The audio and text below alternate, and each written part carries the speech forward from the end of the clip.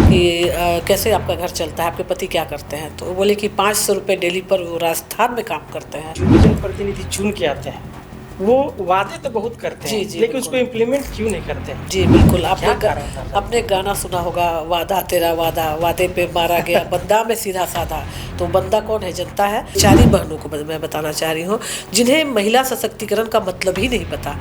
क्या डांडिया पर ठुमके लगा लेने से महिलाएँ सशक्त हो जाएँगी क्या? कुछ-कुछ दूर पे टॉयलेट की व्यवस्था नगर निगम ने किया है। जो व्यवस्था छिबुहान पे है, वो इतनी बदतर व्यवस्था है, उसमें भी ताला लटका हुआ पाया जाता है। मेरे पास एक तस्वीर भी होगी। हाँ, लगा। शहर के हृदय स्थली है छिबुहान, हाँ। वहाँ की सड़क भी बहुत बद से बदतर है। नगर निगम चुनाव 2026 का बिगुल बज चुका है। जो प्रत्याशी हैं वो डोर टू डोर कैंपेनिंग कर रहे हैं और लगातार जो वोटर्स हैं उन्हें लुभाने के लिए कई तरह के वादे कर रहे हैं। अभी हमारे साथ मौजूद है सामाजिक कार्यकर्ता कह सकते हैं, सामाजिक सेवा में एक अलग पहचान बनाने वाले शर्मिला वर्मा जी। शर्मिला वर्मा जी, सबसे पहले तो आपका स्वागत है। नगर निगम चुनाव को आप कैसे देखते हैं? और आप समाज में अलग अलग तबके के पास जाती हैं, अलग अलग तरह का काम करें, समाज सेवा में आप काफ़ी रुचि रखती हैं और समाज सेवा में आप बढ़ चढ़ कर हिस्सा लेते हैं। ये बताइए कि नगर निगम चुनाव में महिलाओं के लिए खासकर क्या होना चाहिए? देखिए, नगर निगम चुनाव का बिगुल बज चुका है और सभी प्रत्याशी अपनी-अपनी ओर से रिझाने में लगे हुए हैं जनता को। लेकिन सबसे पहले मैं बात करूँगी यहाँ की जो मूलभूत समस्याएँ हैं।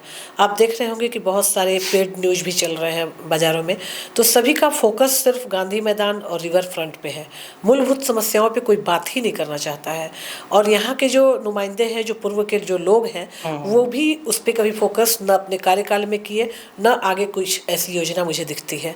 सबसे यहाँ की मूलभूत समस्या है पानी की समस्या, जिससे कि त्राहिमाम वाली स्थिति अभी आ जाएगी होली के बाद। आप देखेंगे मार्च अप्रैल आते-आते जब हमारी जीवनदायिनी कोयल सूख जाएगी और उसके बाद आप देखेंगे पानी का लेयर तेज़ी से नीचे भागता है और लोग जिनके हम सम्मान की बात करते हैं, जिस महिला के सम्मान की बात करते हैं, उनके पति, उनके बच्चे, उनकी बेटियाँ अपना बर्तन लेके या बाहर वाला के पास या फिर खुद से ही आपको कुएँ के पास, तालाब के पास या कहीं अगर सप्लाई वाटर आ रहा है तो वहाँ पे आपको पानी के लिए नज़र आते हैं। जद्दोजहद चालू हो जाता है। होता यही है कि भोर में उठ के पानी भरना है, इसलिए रात की भी नींद हराम हो जाती है। तो स्वास्थ्य पर भी यह पानी की जो समस्या है वो कहीं न कहीं प्रभाव डालती है। जब पानी की समस्या की बात करें, जो महिलाएं निकलती हैं, महिला के पास जाती है तो उनकी तरफ से क्या निकल के आता है, वो क्या बोलते हैं? बहुत सी समस्याएँ हैं, उसमें पानी की भी समस्या है। मेरे घर के पास बिलवाटिका के पास एक भुइयाँ टोला है जिसे कहते हैं, भुइयाँ टोली के नाम से। तो उसमें भी पानी की बहुत समस्या थी। अभी कुछ लोगों ने उसे ठीक करवाया है, मतलब पानी मुहैया है। लेकिन उन लोग का कहना है कि हम लोग काम क्या करेंगे, हम लोग तो दिन भर थक जाते हैं पानी ही ढोने में। पहले की जो समस्या थी, अब काफ़ी हद तक छुटकारा मिला है उन्हें। तो ऐसी-ऐसी कई जगहें हैं, कई टोले ऐसे हैं जहाँ महिलाएँ सुबह से लेकर पानी के लिए चिंतित रहती हैं। उसके बाद वो कहीं घरों में काम करती हैं या फिर खुद का छोटा-मोटा उनका व्यवसाय है, जिसके लिए भी उन्हें कहीं से कोई सपोर्ट नहीं मिलता है। तो यह मूलभूत समस्या उनकी यही है। कइयों के पति बाहर हैं। तो मैं यह पूछना चाहती हूँ कि किसी भी जनप्रतिनिधि ने पलामू से पलायन को रोकने के लिए क्या किया?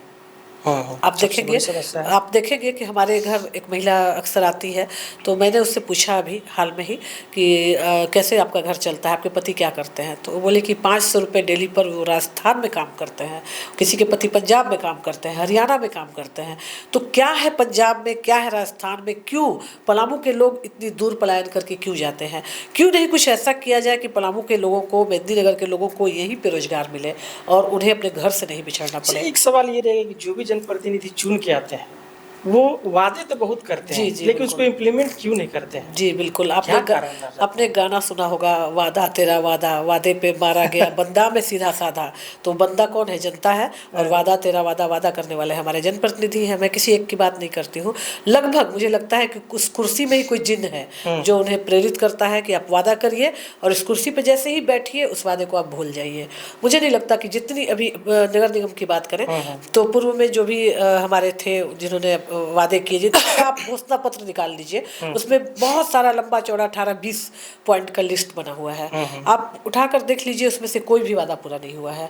तो अब घोषणा ऐसे पत्र में तो दिखाया जा रहा है कि ये सारे वादे पूरे किए गए हैं। बिल्कुल नहीं, बिल्कुल नहीं, बिल्कुल गलत है। आप निकालिए, अगर कहीं आपके पास है तो आप निकालिए और देखिए कि पानी की समस्या खत्म करने की बात थी, खास महल लीज नवीनीकरण की बात थी, और भी बहुत समस्याएं थी। तो क्या हुआ, उसमें से क्या हो गया? आप देखिए खुद ही कि कौन सा काम हुआ है। महिलाओं को रोजगार से जोड़ने की बात थी, महिला सशक्तिकरण की बात थी। तो मैं ऐसे लोगों से पहले तो यह पूछना चाहती हूँ कि आपके लिए महिला सशक्तिकरण की परिभाषा क्या है? सिर्फ डांडिया या फैशन शो, या फिर महिलाओं को रोजगार से जोड़ना? अच्छा, ये बता रही है कि आपका डांडिया नाइट हुआ है, बात करें मेदिनीनगर की जनता को, वो तो दिख रहा है पहले कुछ नहीं था, अभी तो बहुत कुछ है। आप कह रही हैं कि नहीं हुआ है। मैं आपके माध्यम से उन बहनों को बताना चाह रही हूँ, बेचारी बहनों को मैं बताना चाह रही हूँ, जिन्हें महिला सशक्तिकरण का मतलब ही नहीं पता। क्या डांडिया पर ठुमके लगा लेने से महिलाएं सशक्त हो जाएंगी क्या? जिन्हें अपने अधिकार की जानकारी नहीं है, जो रोजगार से नहीं जोड़ रही हैं महिलाएं, या रील्स बनाने के लिए अगर रिवर फ्रंट को बेहतर देखती हैं कि बेहतर वहाँ पे एक सीनरीज है या बेहतर वहाँ पे है जगह है वहाँ पे, तो वहाँ जाती हैं बहुत सी महिलाएं हमारी रील बनाने के लिए। मैं बुरा नहीं मानती हूँ कि हर रील बनाने वाली महिला गलत होती है, लेकिन बहुत सारी महिलाएं हैं जो वहाँ जाती हैं, ठीक है, टाइम पास करती हैं, लेकिन वह विकास का पैमाना नहीं है, वह महिलाओं की मजबूती का पैमाना नहीं आप है। विकास का पैमाना क्या मानते हैं? मैं विकास का पैमाना मानती हूँ कि सबसे पहले महिलाओं को रोजगार से जोड़ा जाए। और रही बात डांडिया की जो आपने कही, तो डांडिया में सिर्फ उच्च वर्ग की महिलाएं जाती हैं, हाई सोसाइटी की महिलाएं जाती हैं, जो पैसे लगाकर, लहंगा खरीद कर, मेकअप करके उस रात को एंजॉय करती हैं, डांडिया नाइट को एंजॉय करती हैं। और सेलिब्रिटीज भी जो आती हैं, काफ़ी पैसे देकर उन्हें बुलाया जाता है। अगर उस पैसे को महिलाओं के हित में लगाया जाए तो मुझे लगता है कि बेहतर होगा। नहीं, वहाँ कोई ऐसी तो कहीं ना कहीं इंटरटेनमेंट तो चाहिए लोगों को, वो यहाँ मिल रहा है। बिल्कुल, लेकिन उसमें भी अश्लीलता नहीं होनी चाहिए मेरे ख्याल से। जिस तरह के सेलिब्रिटीज को यहाँ बुलाया जाता है, वो जितना अश्लीलता परोसती हैं, और उससे नीतीश जी, मैं कहूँ कि घर का भी माहौल ख़राब होता है। अगर कोई महिला किसी पड़ोसन की देखा देखी उस डांडिया नाइट को अटेंड करना चाहती है, तो वो पत्ती से अपने डिमांड करती है अपने हस्बैंड से कि मुझे भी 10,000 का लहंगा चाहिए, मुझे भी मैंने भी पसंद करके रखा है, मुझे ऑर्डर करना है, मुझे भी मेकअप चाहिए, मुझे भी ज्वेलरी चाहिए। तो उसके पति पर अनावश्यक दबाव पड़ता है, जो खुद ही किसी तरह से बड़ी मुश्किल से घर की गृहस्थी की गाड़ी को खींच रहा होता है। और अगर वहाँ जाना है तो फिर उस लेवल का आपको लगना भी है, क्योंकि वहाँ सभी हाई सोसाइटी की महिलाएं होती हैं। अभी चुनावी माहौल है, चुनावी माहौल में एक मुद्दा ज़्यादा चल रहा है। फंड आने के बाद क्या लगता है, विकास सही तरीके से हुआ है मेदिनीनगर में? आपको क्या लगता बिल्कुल है? नहीं, बिल्कुल नहीं। मुझे तो पूरी जानकारी नहीं है कि 1100 करोड़ है, लेकिन 600-700 करोड़ की बात मैंने सुनी है शुरू से ही। और उस जो राशि की जो बात है, उस जो फंड की बात है, उससे तो मुझे लगता है कि सिर्फ 2 ही काम ये लोग गिना पा रहे हैं अभी तक। पूर्व मेयर गिना पा रही है, एक गांधी मैदान और एक रिवर फ्रंट। तो मैं उसके लिए भी पूछना चाहती हूँ कि रिवर फ्रंट पे जो काम हुआ है, उसकी क्वालिटी क्या 6 करोड़ की, 600 करोड़ की है? कितने करोड़ की है आपकी क्वालिटी? क्यों ऐसे टाइल्स, क्यों ऐसे रेलिंग्स लगाए गए जो कि हमेशा टूटे ही रहते हैं, और उस पर भी आप राजनीति करते हैं कि वो फलना हमारे दुश्मन ने तोड़वा दिया। आपका सीसीटीवी वहाँ लगा हुआ है, आप वहाँ पे गार्ड बैठा कीजिए। जिसने भी तोड़वाया, अगर आपको लगता है कि कोई भी असामाजिक तत्व ऐसा कर रहा है, कोई भी शरारती तत्व ऐसा कर रहा है, तो आप उस पर नकेल कसिए, आप पुलिस की वहाँ व्यवस्था कीजिए, सीसीटीवी को दुरुस्त कीजिए। आपका सीसीटीवी उसी समय पे खराब क्यों हो जाता है जब कोई तोड़ता हुआ व्यक्ति, आप क्यों नहीं पकड़ते हैं उसे? बार बार यही बहाना क्यों होता है कि किसी ने इसे तोड़ दिया? तो अगर आप इतना 100 करोड़ लगा के अगर कहते हैं कि हमने विकास किया, या करोड़ों लगाकर आपने रिवर फ्रंट को खूबसूरत बनाया, तो आप उसकी सुरक्षा के लिए कुछ आप इंतजाम क्यों नहीं करते हैं? बार बार टूटेगा, बार बार आपके ठेकेदार को काम मिलेगा, आप फिर से पैसा निकालिएगा, आपके ठेकेदार फिर से कमाएंगे, और ऐसे ही लोग आपके आगे पीछे रहते हैं। आपसे सवाल रहेगा, आप चेंबर से जुड़ी हुई थी, महिला विंग से, आप अध्यक्ष भी रह चुकी हैं, तो आपको एक बैग चेंबर क्यों छोड़ा गया, या मार्केट में भी है कि आपको निकाल दिया गया, क्या सही है? देखिए, सच पूछूँ तो मुझे निकाला नहीं गया था वहाँ से। हाँ। हुआ ऐसा था कि मुझे ऐसा कह के लगभग साल भर से मेरे पास कॉल्स आता था, और उसके जो अध्यक्ष हैं आनंद शंकर जी, उन्होंने कई बार मुझे कहा कि मैं सोच रहा हूँ कि एक महिलाओं के लिए विंग यहाँ पे बनाऊँ, और मैं वह तभी बनाऊँगा जब उसकी अध्यक्षा आप रहेंगी, क्योंकि मुझे किसी और महिला में यह बात नहीं दिखती जो बात आप में है, जितना बोल्डली आप काम करती हैं, जितनी महिलाओं से आप जुड़ी हुई हैं। तो उस अध्यक्ष पद के लिए मैंने आप ही को सोचा है। आप समय ले लीजिए, लेकिन जब आप ओके करेंगी तभी उस विंग की स्थापना होगी। तब तक कोई विंग नहीं थी महिलाओं की।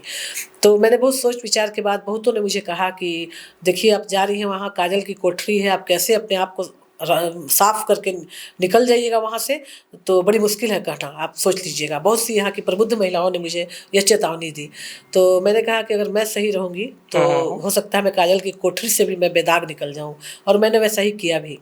मैं जैसे ही वहाँ पे ज्वाइन की, लोगों के दबाव के बाद बहुत सारे फ़ोन वहाँ के लोगों के आने लगे, तो मैंने ज्वाइन किया। मैंने पहले ही दिन उनके पैर छुए, मैंने उन्हें भैया कहकर संबोधित करना शुरू किया, क्योंकि बहुत सारी बातें मीडिया में और इधर-उधर मार्केट में उनके विषय में फैली हुई थी, जिसे दरकिनार करते हुए मैंने अपने संस्कार दिखाते हुए मैंने उनसे आशीर्वाद लिया और मैंने उनसे भैया का ही रिश्ता जोड़ा।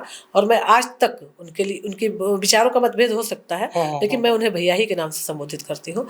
तो मुझे शुरुआत में यह कहा गया था कि महिलाओं के हित में यहाँ पे काम होगा, लेकिन मैंने जब तक वहाँ की बागडोर संभाली, मैंने देखा फ़ोन आते थे, मीटिंग पर मीटिंग, आपने सुना होगा तारीख पे तारीख, तारीख पे तारीख, वैसे ही वहाँ मीटिंग पे मीटिंग, मीटिंग पे मीटिंग सिर्फ होती थी। उस मीटिंग में महिलाओं के हित की बात छोड़ के बाकी हर बात होती थी। कैसे चुनाव में मेयर को आगे करना है, कैसे चैम्बर का और क्या रहेगा, पार्टी, खाना, डिनर, लंच, जो भी वो सब होता था। और भी बातें होती थी, बाहर से भी जो चैम्बर के आते थे, रांची के भी लोग, तो उन लोग के साथ व्यवसाय हित में बातें होती थी, लेकिन सिर्फ बातें होती थी। लेकिन महिलाओं से संबंधित कोई भी कार्य, कोई भी बात धरातल पे कभी नहीं उतरी। तो कहीं ना कहीं हम इसको सिर्फ ये इसी बात का विवाद था मेरे से। कहीं ना कहीं हम ये मान लें कि चेंबर सिर्फ पार्टिकुलर व्यक्ति के लिए बन गया था। बिल्कुल बिल्कुल, चेंबर वही है भाजपा, कह लीजिए भाजपा कार्यालय कह लीजिए चेंबर के ऑफिस को, या फिर मेयर का पर्सनल विंग है। और chamber of commerce Anand Shankar महोदय के जेब की संस्था है, पॉकेट में उसको रखते हैं, जिसे चाहते हैं अंदर करते हैं, जिसे चाहते हैं बाहर निकालते हैं, और कहीं कुछ नहीं है उसमें, कहीं कोई रजिस्ट्रेशन नहीं है, कोई कागज पे कुछ नहीं है। चेंबर वो व्हाट्सएप एक ग्रुप है जिसमें अपनी मर्जी से वो ऐड करते हैं, अपनी मर्जी से उसे आउट करते हैं। तो रही बात जो आपने निकालने वाली बात कही, तो मैं बता दूं इस माध्यम से पलामू की जनता को, जिसे भी गलतफहमी होगी उनको लेकर या मुझे लेकर, तो हुआ यही था कि डांडिया का मौसम नज़दीक आ रहा था। जब मैं पहली बार थी तब भी मैंने अगस्त में बरसात के समय ज्वाइन किया था, और तुरंत सितंबर अक्टूबर यानी डांडिया का मौसम आ रहा था। तो वहाँ मैंने बात रखी कि मैं चाहती हूँ कि अपनी वरदान टीम की ओर से एक छोटा मोटा डांडिया का प्रोग्राम गांधी मैदान में रखूँ। इसके लिए मुझे भैया किससे परमिशन लेना होगा, क्योंकि गांधी मैदान में मैंने उन्हें एक्टिव देखा था, तो मुझे लगा कि मुझे गाइड करेंगे। तो बोले कि ठीक है परमिशन मिल जाएगा, लेकिन तब तक उन्होंने अपना दिमाग लगा लिया और उन्होंने खुद ही डांडिया की बात मतलब कहीं ना कहीं हाईजैक कर लिया। उन्होंने मेरे कॉन्सेप्ट को उन्होंने हाईजैक किया, मैं यही कहूँगी। उसके बाद वो डांडिया की तैयारी करने लगे। उसके बाद उन्होंने घोषणा कर दी कि कौन कौन सेलिब्रिटी जाएंगी, कौन कौन लोग रहेगा, सारा कुछ। तो तुरंत जो व्यक्ति ज्वाइन किया है, अभी तक जाना नहीं, समझा नहीं, उन्होंने ही फेसबुक पे फेक आईडी से मुझ पे आरोप लगवाया कि आपके कार्यकाल में कांटा गर्ल आई थी। तो मेरा कार्यकाल, हम तो अभी छोटा सा बच्चा अगर कहीं धरती पे उतरा है, अभी वो चलना सीखेगा, खड़ा होगा, उसके बाद वो दुनिया को देखेगा और समझेगा। मैं तो चैम्बर को भी समझ ही नहीं पाई थी, अभी तो मुझे 2 ही महीने हुए थे चैम्बर में आए हुए, और आप कांटा गर्ल को लाके ऊपर से थोप दिए। और उस कार्यक्रम की अध्यक्षता मुझे करनी थी, तो मैं एंड टाइम पे तो भाग नहीं सकती थी, एंड टाइम पे तो मैं इस्तीफा नहीं दे सकती थी। आपने जब सारी तैयारी कर ली थी, लेकिन मैंने उसी समय आपत्ति व्यक्त की थी कि भैया अगर इस तरह के कार्यक्रम आप करिएगा, जो अश्लीलता परोसने वाले कार्यक्रम, तो मैं आपके साथ ज़्यादा दिन तक नहीं रह पाऊंगी। और डांडिया के लिए मैं यहाँ पे नहीं आई थी, और न तो मैं किसी पॉलिटिकल बेनिफिट के लिए आई थी कि आप मेरा राजनीतिक इस्तेमाल करें। उस समय आप खुल की क्यों नहीं? तो धीरे धीरे मैं खटकने लगी उन लोग की नज़रों में। मुझे लगा कि शायद समय के साथ कुछ चीज़ें सही होंगी, लेकिन धीरे धीरे फिर अगला डांडिया का मौसम जब आया, तो मेरी जानकारी के बगैर कुछ नाम मतलब रईस घरों की महिलाएं, जो पूंजीपति वर्ग की महिलाएं हैं, जिनका किट्टी ग्रुप है, और जो इनके यहाँ आती जाती भी हैं, मतलब इनके लेवल की जो महिलाएं हैं, हम लोग तो इनसे बहुत नीचे आते हैं, मिडिल क्लास या लोअर क्लास कह लीजिए, तो इनके जो लेवल की महिलाएं हैं, उन लोगों को लेकर इन्होंने एक मीटिंग अपनी बहू को भेजकर शिवाय ब्लो में करवाया। तो वहाँ से हमारे कुछ मीडिया भाइयों ने ही मुझे फ़ोन किया कि चेंबर महिला विंग की ये मीटिंग है और आप इसमें नहीं हैं। यहाँ तक कि हमारी सचिव ने भी सवाल किया था कि अध्यक्षा इसमें नहीं है, यह किस तरह की मीटिंग है। उन लोग को भी मतलब डार्क में रखकर वो मीटिंग आयोजित की गई। कहा गया कि किट्टी के लिए आप लोग आइए, और वहाँ वो मीटिंग महिला विंग का बैनर वगैरह लगा के वो मीटिंग हुई, और उसमें तय हो गया कि वो अध्यक्ष रहेंगी, वो सचिव रहेंगी, और ऐसे ऐसे मतलब खुद से ही एक ही आदमी सारा चीज़ को चला रहे हैं? हाँ बिल्कुल, एक ही आदमी चलाते हैं, एक आदमी की ही संस्था है चेंबर। उस तरह का हुआ। उसके बाद में 1 घंटे के बाद मैंने देखा कि न्यूज़ में आने लगा, तो मुझे यह खबर बहुत मतलब शॉक्ड हुई मैं इससे। मैंने तुरंत आनंद भैया को फ़ोन लगाया, उन्होंने मेरा फ़ोन रिसीव नहीं किया। मैंने मैसेज किया कि सब क्या हो रहा है, मुझे न्यूज़ के माध्यम से पता चला। उन्होंने उसका भी कोई रिप्लाई नहीं दिया, लेकिन कहीं और कहते सुने गए कि सो ऐसा नहीं है, कार्यकाल ऐसे होता है वैसे होता है। तो मेरा कहना है कि अगर आप आपने सोचा था कि इनका कार्यकाल 1 साल का है, तो आप मुझे खुलकर सामने कह देते ना। मुझे तो कोई लालसा नहीं थी। आपके बहुत बहुत बार के रिक्वेस्ट पे मैं यहाँ ज्वाइन की थी। मेरी कोई महत्वाकांक्षा नहीं थी। बहुत जगह कहते सुने गए कि बहुत महत्वाकांक्षी व्यक्ति हैं, बहुत महत्वाकांक्षी महिला हैं। तो मैं यह जानना चाहती हूँ महोदय से, और आपसे भी मैं जानना चाहती हूँ निशित जी, आप मेरे लिए छोटे भाई की तरह हैं। ये बताइए कि जो महिला बीएड कॉलेज की डायरेक्टर थी, उसे आपने वहाँ से उठाकर, वह भाजपा पार्टी में भी नहीं थी। भाजपा पार्टी में बहुत सी दिग्गज महिलाएं हैं जो शुरू से ही उस पार्टी को खड़ा करने ये में बड़ा आरोप लगा योगदान रही है। रहा है। ये आप ठीक बड़ा है? आरोप जी लगा रही हैं। जी जी बिल्कुल। महत्वाकांक्षा वाली बात पे मैं बहुत अंदर से दुखी हूँ। मैं महत्वाकांक्षा वाले बात पे जवाब दे रही हूँ। जिस महिला को आपने डायरेक्टर, बीएड कॉलेज की डायरेक्टर की कुर्सी से उठाकर और मेयर सीट पर लाकर बैठाया, या मेयर सीट के लिए नॉमिनेट किया, उन्हें वहां से टिकट दिलवाया रघुवर दास के सौजन्य से, तो क्या वो महत्वाकांक्षा आपकी उसमें दिखी? वो महिला महत्वाकांक्षी है, या आपकी महत्वाकांक्षा वहां पे थी कि मेरे जैसी मामूली सी महिला, जिसे न तो पोस्ट का लालच था, आपके कहने पे, आपका रिगार्ड करते हुए मैं ज्वाइन की थी, मैंने कौन सी महत्वाकांक्षा दिखाई? क्या आपके पास चीफ मिनिस्टर की कुर्सी थी? मेरी महत्वाकांक्षा थी कि मैं चीफ मिनिस्टर बन जाऊं? मैंने आपसे कोई डिमांड किया? मेरे सामाजिक कार्य के लिए मैंने आपसे कोई चंदा मांगा? मैंने एक बार कहा था कि आप महिला विंग के जरिए कंबल का वितरण कुष्ठ कॉलोनी में करवा दीजिए पोखरा, ताकि महिलाओं का एक दिखे कि महिला विंग ने यहाँ पर सामाजिक कार्य भी किया। वो भी आपसे नहीं हुआ महोदय। उसमें मैं अपने ट्रस्ट के द्वारा भी 25-30 कंबल डोनेट करने की बात कही थी कि मेरा भी उसमें योगदान रहेगा। आपसे तो वो भी नहीं हुआ। तो मेरी किस महत्वाकांक्षा को आपने साबित किया, और किस महत्वाकांक्षा को लेकर आपने मुझे किस पोस्ट पे बैठाया? मैं तो जिला लेवल पे ही काम करना चाहती थी, आपने मुझे जिला अध्यक्ष बनाया था। मैं तो झारखंड लेवल पे जा भी नहीं सकती थी, जाऊंगी भी नहीं, मैं यही के रहने वाली हूँ। तो मैंने तो राज्य लेवल पे भी कोई पोस्ट आपसे नहीं मांगा था। तो आप किस महत्वाकांक्षा की बात कर रहे हैं? सबसे बड़े महत्वाकांक्षी आप हैं, जिन्होंने शिक्षा क्षेत्र से अपनी पत्नी को उठाया। आपने जबरदस्ती भाजपा पे थोपा अपनी पत्नी को, और आपने उन्हें मेयर से के चुनाव में लड़वाया और उन्हें जीत हासिल करवाई। जब 5 साल के मेयर कार्यकाल को कैसा देखते हैं? कितना डेवलपमेंट आप देखी है कि नगर निगम क्षेत्र में हुआ? एकदम बकवास रहा 5 साल का कार्यकाल। मैं 0 नंबर दूंगी। गांधी मैदान और रिवर फ्रंट, 2 चीज़ें जो लोगों को दिखती हैं लाइमलाइट की, हम आते हैं कहीं से या हमारे यहाँ कोई रिश्तेदार आता है तो हम उसे घुमाने लेकर जाते हैं, यह चीज़ें दिखती हैं। लेकिन जो 600 करोड़, जो 700 करोड़ की जो फंडिंग थी, उसके लिए गांधी मैदान और रिवर फ्रंट में कोई वैसा कोई काम नहीं हुआ। ये शहर जो तो दिखे। सजा हुआ है, हर तरफ लाइट बत्ती सारा तो चीज लाइट दिख रहा बत्ती है। को आप विकास मानते हैं क्या? लाइट बत्ती मतलब विकास? मेरे घर में शादी है, तो जो मैंने पूर्व मेयर झालर लाइट लगवा दी, वो पूर्व विकास मेयर है तो क्या? यही कहती है कि इसी को विकास कहा बिल्कुल जाता नहीं, है। लाइट बत्ती विकास नहीं है। विकास का पैमाना है कि आपके यहाँ स्वास्थ्य सुविधा हो, पेयजल हो, लोगों को रोजगार हो, लोगों की भोजन में थाली हो, महिलाएं अपने आप को सुरक्षित महसूस करें, वो है विकास। आपकी सड़कें कैसी हैं? मैं सड़क सुरक्षा पे काम करती हूँ, आपने देखा होगा खबरों में। लगातार आप मैं सड़क लगातार सुरक्षा काम पर करती हूँ, लेकिन सड़कों पर कितने लोग सुरक्षित हैं? इतने गड्ढे हैं, धूल उड़ रहा है। अगर आप 2 दिन 3 दिन शादी की मार्केटिंग करने बाजार चले जाएं तो बहुत जल्द आप अस्थमा के पेशेंट हो सकते हैं, इतनी धूल है सड़कों पे। उसके लिए आपने क्या किया? हम बात कर रहे हैं नगर निगम को जो कार्यकाल है, नगरीय कार्यकाल की बात की। जब हम मंगल सिंह जी से इंटरव्यू कर रहे थे, पॉडकास्ट कर रहे थे, तो मंगल सिंह ने बताया कि कार्यकाल के बाद का जो भी गिनाया जा रहा है कहीं ना कहीं गलत है।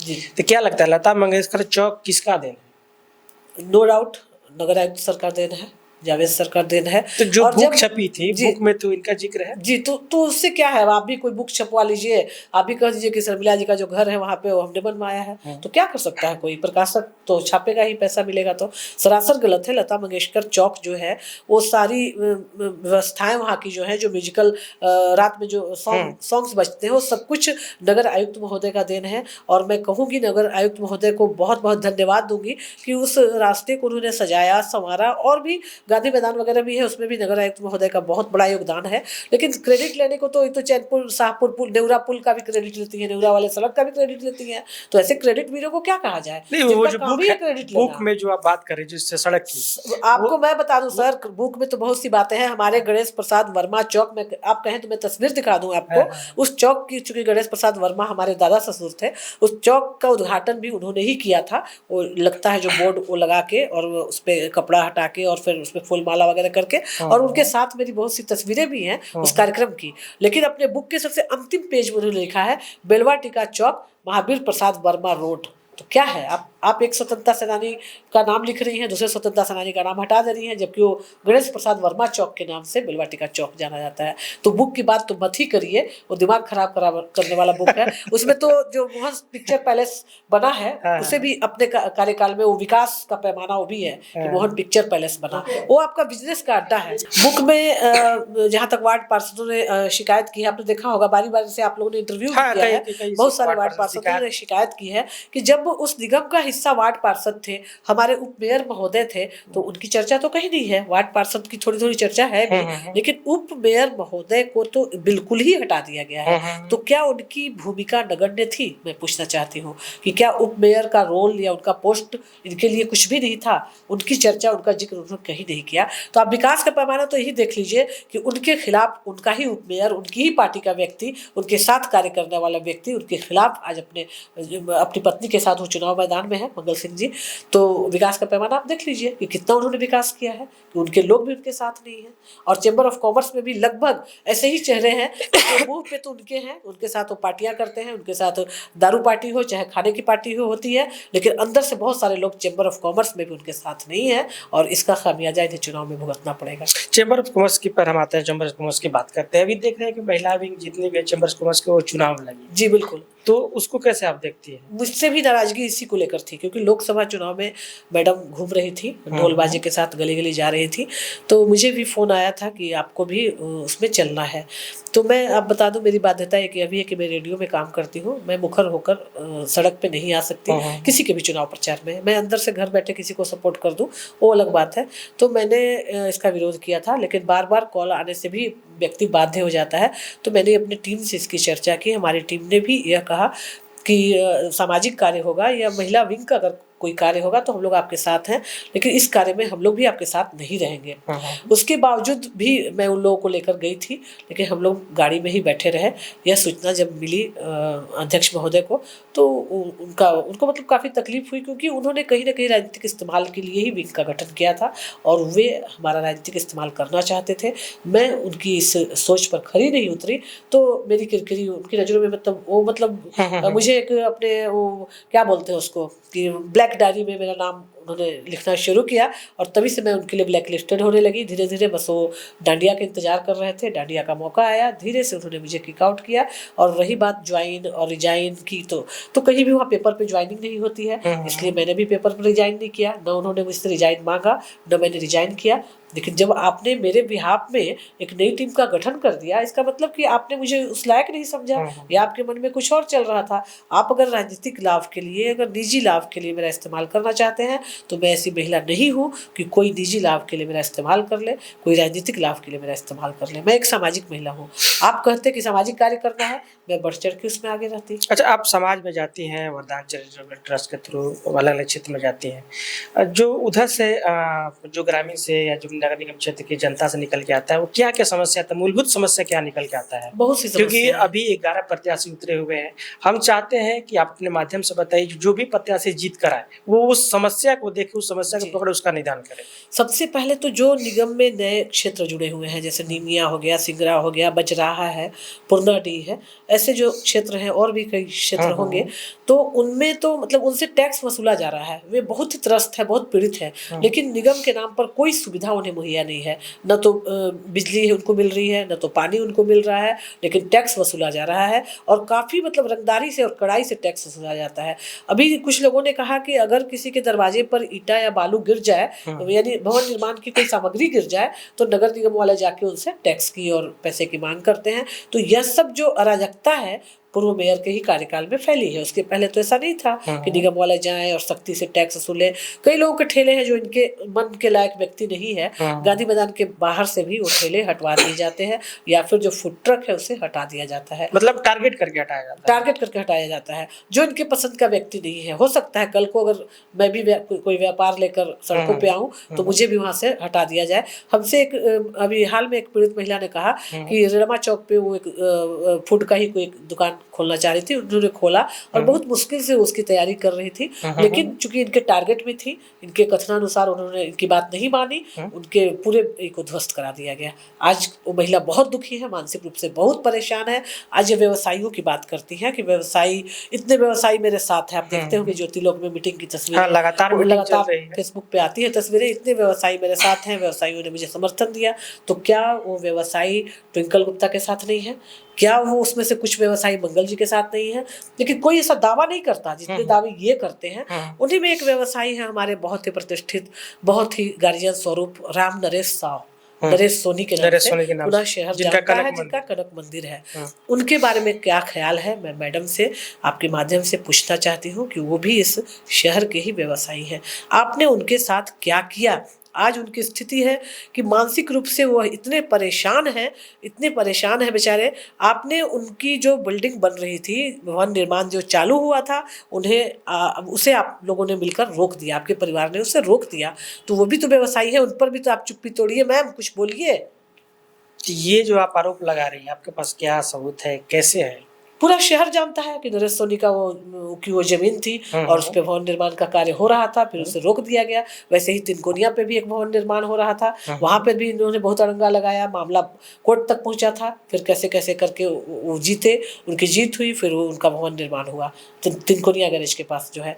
तो इस तरह के लोग, मतलब लगातार मैं सबसे चूंकि मिलती हूँ, मैं सबके कॉन्टेक्ट में हूँ, तो मुझे पता चलता है, मुझे बातें पता चलती हैं। मतलब अगर माने तो जो आप बता रहे हैं, अभी जो खुलासा कर रही है, उसके अनुसार व्यक्ति विशेष को टारगेट करके जो उनके समर्थन में ना चले, उनको टारगेट करके किसी न किसी तरह हटा दिया जाता है। बिल्कुल बिल्कुल। अभी जो कहा जा रहा है, बार बार आप देख रहे होंगे, एक बयान काफी मतलब जोर शोर से आ रहा है हर जगह पे कि मेदिनीनगर अपराधियों का अड्डा बन जाएगा, यहाँ बेलगाम हो जाएगी कानून व्यवस्था, अपराधी तत्व यहाँ पर हावी हो जाएंगे। तो मैं कहती हूँ कि अपराधी वही व्यक्ति है क्या जो सड़कों पर दिखता है आपको? अपराधी वह व्यक्ति भी हो सकता है जो ड्राइंग रूम में बैठकर सारा नीति निर्धारण करता है और वहीं से किसी व्यक्ति को परेशान करने की, तबाह करने की योजनाएं बनाता है। ऐसे व्यक्ति को सफेद पोश अपराधी कहा जाता है। अपराध वो भी करता है जो व्यक्ति किसी को डिस्टर्ब करता हो, जो किसी की रोजी रोटी पे लात मारता हो, जो किसी महिला का अपमान करता हो, जो किसी को आगे बढ़ते हुए देखकर उसे हर तरह से परेशान करना चाहता हो। मुझे भी बहुत सारे फेक आईडी से धमकियां दी जाती हैं, अनाप शनाप आरोप। अभी ट्रेंडिंग चल रहा है फेक आईडी का, लगातार देखा जा रहा है कि किसी भी फेक आईडी और पेड न्यूज दोनों ट्रेंडिंग में है अभी नगर निगम चुनाव में। ऐसे भी फेक आईडी की भरमार तो रहती ही है इनके जरिए। क्योंकि आपका भी मैंने पोस्ट देखा था, जब भी बात शुरू हुआ था, तो आपके पोस्ट में भी बहुत सारी अपशब्द का प्रयोग किया जा रहा था। बिल्कुल बिल्कुल।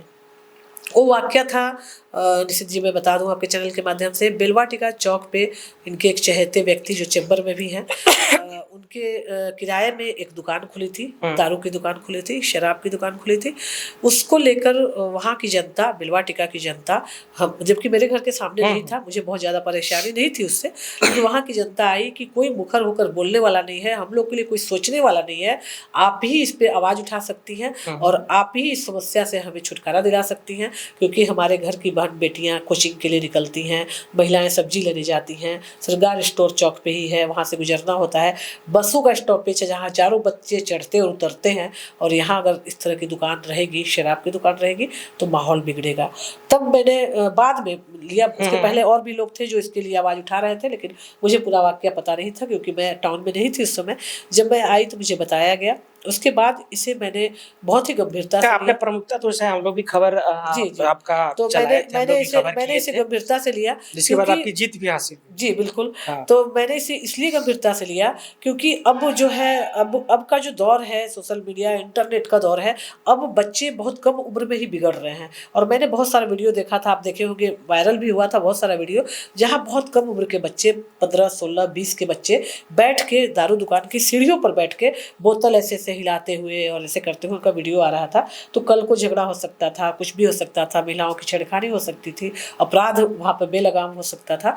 तो मैंने इसे गंभीरता से लेते हुए उत्पाद अधीक्षक, डीसी महोदया, डीडीसी महोदय, सबको मैंने लिखित दिया। मैं कई बार मिली, एक बार भेंट नहीं हुई, मैं 2 बार गई, 3 बार गई, 4 बार गई। मेरे साथ महिलाओं की एक टीम खड़ी हो गई जो हमारे साथ आई महिलाएं, जिनका कोई व्यक्तिगत स्वार्थ नहीं था, बस यही था कि हम लोग सुरक्षित नहीं हैं, हमारे बच्चे सुबह खिड़की खोलेंगे तो सामने दारू दुकान पर बैठे हुए लोग दिखेंगे, हम लोग क्या जवाब देंगे? वो पूछ सकते हैं कि उस बॉटल में क्या है छोटे बच्चे, और अगर हम नहीं बताएँगे तो गूगल पे सर्च करके देख सकते हैं कि इस तरह का क्या है, और दुकान पे भी लिखा हुआ था। 2 चीज़ हम आपसे यहाँ रोकना उस चाहेंगे। समय मुझे बहुत आरोप लगाए गए थे, मैं उस पे आ रही हूँ। हाँ। मुझ पे बहुत आरोप लगाए गए थे, मुझे अलग-अलग आईडी से कमेंट किया गया था। लेकिन उसके बाद फिर महोदय ने, चैम्बर ऑफ कॉमर्स के अध्यक्ष महोदय ने अपने आईडी पर एक भ्रामक, जो तथ्यहीन जो आरोप था हमारे परिवार पे, उसे शेयर किया था। तो मुझे लगा कि इनका स्तर क्या है। देख लीजिए कि कोई ऐसे उच्च पद पे बैठा हुआ व्यक्ति और मेयर पति कहलाने वाला व्यक्ति इस तरह की बातों को शेयर करता है, और शेयर का वो तो उन्हीं की देन थी, वही करवा ही रहे अच्छा, थे एक सब। बात और हम जानना चाहेंगे, आप चैम्बर ऑफ कॉमर्स जुड़ी थी, उनके घर से भी जुड़ी थी। जी। एक जो मार्केट में ये भी बातें चलती हैं कि वहाँ जाना है तो इंतज़ार करना है, बॉडीगार्ड जी, ये सब, बिल्कुल। ये क्या है? बिल्कुल क्या सही ये बात सच्चाई है इसमें सही या फिर सच्चाई, अफ़वाह? सच्चाई है, बिल्कुल सच्चाई है, 100% सच्चाई है। हम लोग भी महिला विंग की महिलाएँ, जैसे हम लोग हमेशा ही एक साथ जाते थे, कोई महिला अकेले नहीं जाती थी, और मैंने सख्त हिदायत दे रखी थी कि कोई भी महिला अकेले वहाँ पे नहीं जाएगी। मैं अध्यक्ष हूँ, मेरे साथ महिलाएँ जाएँगी, हुँ, हुँ। और तभी मैं उनकी सेफ्टी की गारंटी लूँगी, वरना कोई भी महिला अकेले मतलब वहाँ जाएगी। जाने पे सेफ्टी नहीं है क्या?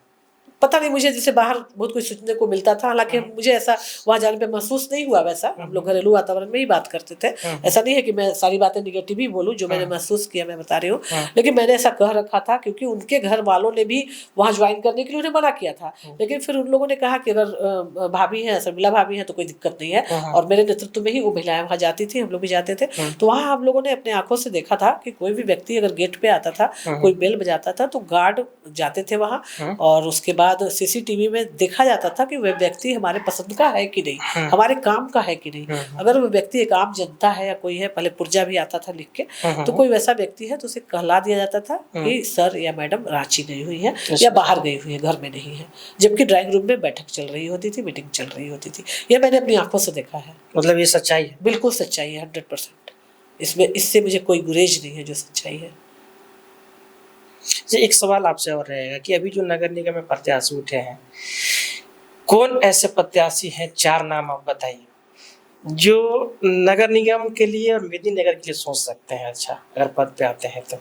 आपसे हम मैं चाहेंगे तो कहूँगी कि कि इस धर्म संकट में मुझे मत ही डालिए, हाँ। क्योंकि इसी शहर में मुझे रहना है। अगर एक प्रत्याशी का नाम नहीं, लूँगी, एक दूसरे प्रत्याशी का का नहीं नाम नहीं, लूँगी, ऑप्शन दीजिए। तो मैं एक 4 का लूँगी तो 5वां मुझसे नाराज़ होगा, छठा मुझसे नाराज़ होगा। हुँ, मुझे तो लगता है कि इनको छोड़ के सभी प्रत्याशी अच्छे ही हैं, हुँ, और इनकी भी जहाँ तक बात है, अगर अच्छा काम करेंगी तो मुझे इनसे परहेज़ नहीं है। लेकिन मेरा कहना है जनता से कि आप नए लोगों को भी मौका दीजिए, और लोगों को भी मौका दीजिए। अच्छा, आप कैसे आपने चाहती इनका कार्यकाल देखा 5 साल। कैसा प्रत्याशी जनता को चुनने के लिए अपील कर रही हैं? क्या होना चाहिए मैं प्रत्याशी? जनता से अपील करूँगी, प्रत्याशी ऐसा चुनिए जो जिसका मेयर पति काम न करे, वो महिला स्वतंत्र हो और उसका अपना व्यक्तित्व हो। उसे अगर आपके पास भी आकर इंटरव्यू देना है या बयान देना है, आज मैं आपके यहाँ इंटरव्यू देने आई हूँ, तो हुँ, मैंने हुँ, अपने पति से कोई होमवर्क करके मैं यहाँ नहीं आई। हुँ, हुँ, मैंने नहीं पूछा कि मुझे वहाँ पे क्या बोलना है। हुँ, तो ऐसी एक सशक्त और आत्मनिर्भर महिला को आप मेयर चुनें, हुँ, जिसका मेयर पति या फिर कोई और उसका परिवार का आदमी काम न करे, बल्कि वह महिला खुद हुँ, स्वतंत्र हो, व्यक्तिगत तौर पे वो निर्णय ले, और यहाँ की जो जनता है उससे हमेशा जुड़ी रहे। और साथ ही अगर कोई आम जनता रात को भी नॉक करे उसका दरवाजा, तो हुँ, वो सर्वसुलभ हो, आसानी से उपलब्ध हो। मैंने बहुत बार सोशल मीडिया पे भी इसको लिखा है कि हमें अपना जनप्रतिनिधि ऐसा चुनना चाहिए जिनसे मुलाकात करना आसान हो, नहीं कि आपको वेट करना पड़े, और आप सीसीटीवी कैमरे की निगरानी में आप देखे जाएं, और आप काम के हैं तो आपसे भेंट हो, आप काम के नहीं हो तो आपको गेट से ही भगा दिया जाए। ऐसे प्रत्याशी को मत चुनिए। ऐसे प्रत्याशी को चुनिए जो गरीबों का दुख दर्द समझे। अभी का विकास क्या है निशित जी, कि आप मान लीजिए कि मेदिनीनगर एक महिला है। हुँ, हुँ, मेदिनीनगर को आप एक महिला मानिए। मेदिनीनगर एक ऐसी महिला है जो अंदर से बिल्कुल घायल है। उसके उसके शरीर पर बहुत सारे चोट के निशान हैं, मवाद है, खून के निशान हैं, और बिल्कुल अस्वस्थ, बिल्कुल बीमार महिला है मेदिनीनगर। लेकिन प्रथम मेयर ने क्या किया, उस बीमार महिला को, तो आप मान लीजिए कि मेदिनीनगर शहर एक महिला है जो अंदर से बिल्कुल धूल-धूसरित है, रक्त रंजित है, कहीं मवाद है, कहीं फोड़े-फुंसी है, कहीं घायल है, वो टूटी हुई है, बिल्कुल अस्वस्थ है। वो महिला है मेदिनीनगर। लेकिन उसे इस पिछले 5 सालों में जो कार्यकाल था, हुँ, इसमें एक बिल्कुल ब्रांडेड साड़ी, बहुत महँगी साड़ी, और एचडी मेकअप, जिस मेकअप से सारे दाग धुल जाते हैं, दाग मतलब छुप जाते हैं। एक कंसीलर भी होता है जिससे सारे दाग छुपाए जाते हैं, और ब्यूटिशियंस हमारी बहुत अच्छे से जानती हैं इन चीज़ों को। तो उन्हें उस तरह का मेदिनीनगर नाम की महिला को ऐसा मेकअप दिया जा रहा है, ऐसा मेकअप दिया गया 5 सालों में, ताकि वो सुंदर दिखे, बाहर से कोई आए तो सुंदर दिखे। तो सिर्फ गांधी मैदान, रिवर फ्रंट और लाइटें और कचहरी के पास जो थोड़ी बहुत जो घास वगैरह दीवार में लगे हैं, बड़ा सा बोर्ड लगा हुआ है, होर्डिंग लगा हुआ है कि एंट्री थोड़ी सी अच्छी लगे लोगों को, वही असली मेदिनीनगर नहीं है।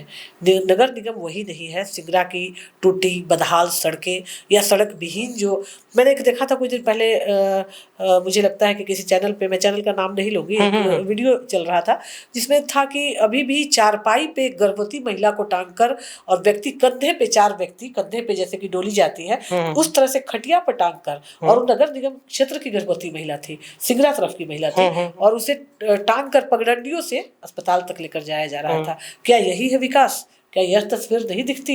मेदिनीनगर नाम की जो महिला है ना, उसकी असली तस्वीर यही है कि इस तरह की बहुत सारी सड़कें हैं।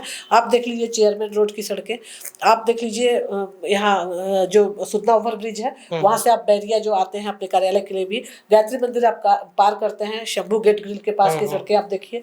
मैं भी अक्सर 2-4 होती हूँ, वहाँ पर कई बार घटनाएं घटती हैं, कई बार मेरी भी स्कूटी फंसी है बरसात के दिनों में, दिखता नहीं कि कहाँ पे गड्ढा है, कितना गड्ढा है। वहाँ देखकर लगता है कि सड़क के बीच गड्ढा है कि गड्ढे के बीच सड़क है, पता ही नहीं चलता। तो क्या उस पर ध्यान नहीं जाता? क्या विकास के पैमाने में, विकास के तराजू में यह सब चीज़ें नहीं आती? बिल्कुल सड़क जाम की स्थिति रहती है यहाँ पे अक्सर। स्कूल बसें जब आती हैं, जब बसों स्कूलों की छुट्टी की समय होती है, टाइम होता है, उस समय आप देखेंगे कि पूरा मेदिनीनगर जाम से करा रहा होता है। बड़ी बड़ी बसें हैं, क्यों नहीं उन्हें बाईपास से लाया जाए, स्टॉपेज भी उधर निर्धारित किए जाएँ, और शहरों में छोटी छोटी जो वैन है उनसे बच्चों को कलेक्ट किया जाए और ड्रॉप किया जाए। तो उससे काफ़ी हद तक समाधान इसका हो सकता है। मिल बैठकर ट्रैफिक प्रभारी के साथ अगर वार्ता करें हमारे मेयर, उप मेयर लोग बैठ के, तो इस समस्या अगर से देखा जाए छुटकारा जाम पाया से जा ही सकता है। निजात दिलाने के लिए जो डाइवर्सन है वो दिया गया था जी, जी। मेदिनीनगर के द्वारा। जी। तो आप कैसे मानती हैं कि ट्रैफिक पे काम नहीं हुआ? ट्रैफिक पे काम मुझे नहीं लगता है कि हुआ है। ट्रक रास्ते में डिवाइडर एक कर दिया गया है, जो कि चमुहान होते हुए रेड़मा तरफ जाने में आप देखेंगे। उस डिवाइडर से भी टकरा के बहुत लोग मरे। एक पत्रकार बंधु, कैमरामैन भी कोई प्रजापति थे, मुझे नाम नहीं याद है, उनकी भी स्पॉट डेथ हो गई थी उस डिवाइडर से टकरा कर। तो वो डिवाइडर भी मौत का डिवाइडर है। वो डिवाइडर कहीं से भी शहर को सुरक्षित नहीं कर रहा है, और शहर की जो ट्रैफिक है, जो ट्रैफिक पे जो भार पड़ रहा है, उसे भी वो हल्का नहीं कर रहा है। मुझे नहीं लगता है कि उससे कुछ भी छुटकारा है। तो यहाँ बहुत सारे फ्लाईओवर्स की भी ज़रूरत है, जो समय के साथ होगा उससे भी जाम से छुटकारा मिलेगा। लेकिन अभी आप देखेंगे कि जो शहर के हृदय स्थली है चमुहान, वहाँ की सड़क भी बहुत बद से बदतर है। वहाँ पर छोटे छोटे, मैंने अभी उस पर तो बात ही नहीं की, जब महिलाओं की बात हुई मैं उस पर भी आ रही हूँ। छोटे छोटे टॉयलेट बनाए गए थे वहाँ पे प्लास्टिक के से करके, जिसमें कि बमुश्किल आदमी घुसेगा, वो पतला दुबला आदमी घुसेगा, हेल्दी आदमी तो घुस भी नहीं पाएगा। वो बजबजाता रहता है, महकता रहता है, उससे यूरिन जो निकलता है वो पूरा सड़कों पे फैला रहता है चमुहान पे। इतनी गंदगी होती है कि टोटो वाला उस साइड उतार दे तो टोटो से नीचे पैर रखने का मन नहीं करता है।